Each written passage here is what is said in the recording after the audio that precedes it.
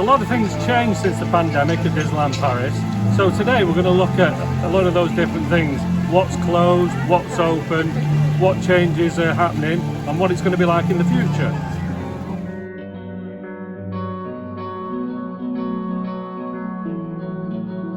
Let's start by talking about what's open at Disneyland Paris right now. Disneyland Paris reopened on the 17th of June 2021, and the vast majority of attractions reopened on that date. The only exceptions are Orbitron, some of the caves and walkways in Adventureland, and Le Tanier du Dragon, which are closed for scheduled maintenance. You can check which attractions are scheduled to be closed during your trip on the Disneyland Paris website. Shows are gradually returning to the parks, with the Disney Junior Dream Factory show already opening the Walt Disney Studios Park and the Lion King show expected to return to Frontierland Theatre later this month. The afternoon parade and nighttime fireworks show have still not returned to Disneyland Paris. However, several small-scale parades take place throughout the day, using just one parade float at a time. There are no set times for these parades to avoid attracting big crowds, so it's pure luck which floats you get to see when you're on the parade route area between Fantasyland and Main Street, USA.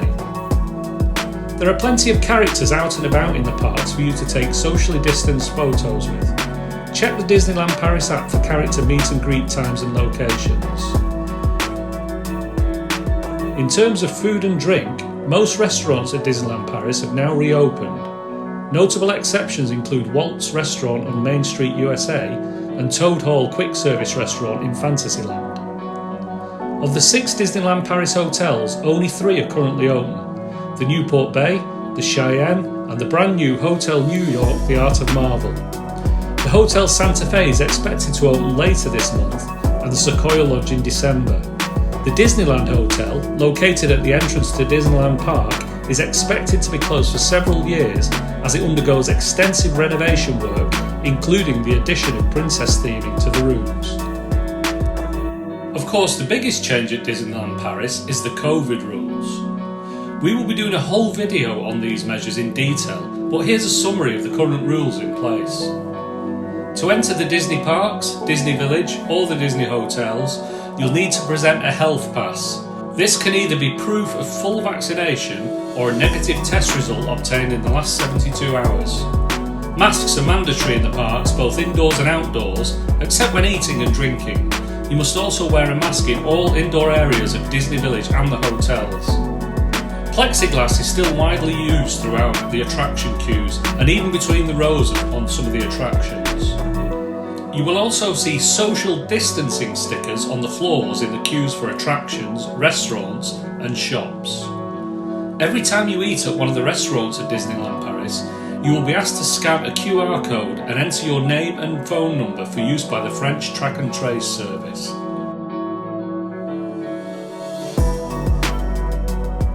This is a new ride, the Cars Road Trip. I say a new ride, it's replaced the old Studios tour, so I'm sure we'll see some of the sections we're going through are the same as they were before, but it'll be interesting to see what's different.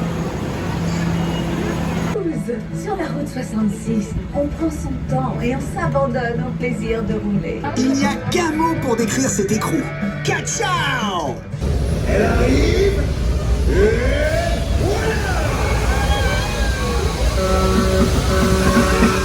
The new Cars ride, well, obviously they kept the best bit of the studio tour, Catastrophe Canyon, or as it's now renamed, Cartastrophe Canyon. But to be honest, the rest of the ride, there isn't too much to it. Nice little Eiffel Tower built out of mechanical bits and pieces was nice to see, but the rest of it, I don't think you'd miss, to be honest. Something else new in Disneyland Paris this year, in Mickey's PhilharMagic show, is the Coco scene. Now it looks really good. We've seen this film several times in Paris. The new Coco scene is great, and it also looks like the film's been cleaned up. And the good thing about seeing it here in Paris, there's lots of effects in terms of the floor moving. It really gets you involved in the film, so it's definitely worth seeing. It's the middle of September, but obviously they're gearing up for Halloween here at Disneyland Paris, so there's lots of good pumpkin displays. This is my favourite, Pumpkin Man with the banjo. During our recent visit, Halloween decorations were just starting to appear in Frontierland. The full schedule of activities started on the 1st of October and runs until the 7th of November.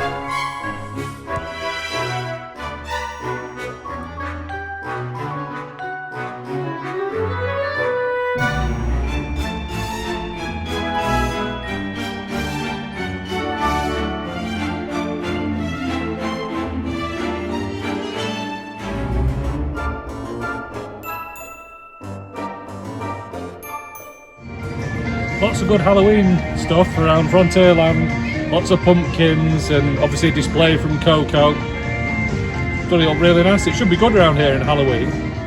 One of the biggest changes we noticed on this trip is the improvements that have been made to the Disneyland Paris app. Let's go through some of the main features. Firstly, you can use the app to check live wait times across the parks. You can also search for restaurants, character meet and greets and shopping locations in the Maps section.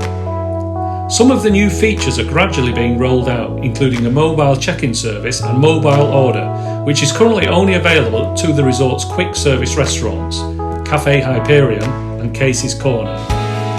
One important change to the Disneyland Paris app is the addition of Premier Access. Now, Premier Access is a paid replacement to the FastPass service, allowing you to purchase a place in the Premier Access line, essentially skipping most of the queue at some of the resort's most popular attractions. If you choose to use Premier Access, you can purchase individual ride times through the app. Before this trip, we didn't really use the Disneyland Paris app much, but these improvements have helped bring it closer in line with the My Disney Experience app used at Walt Disney World, and the new features are really useful when visiting the resort.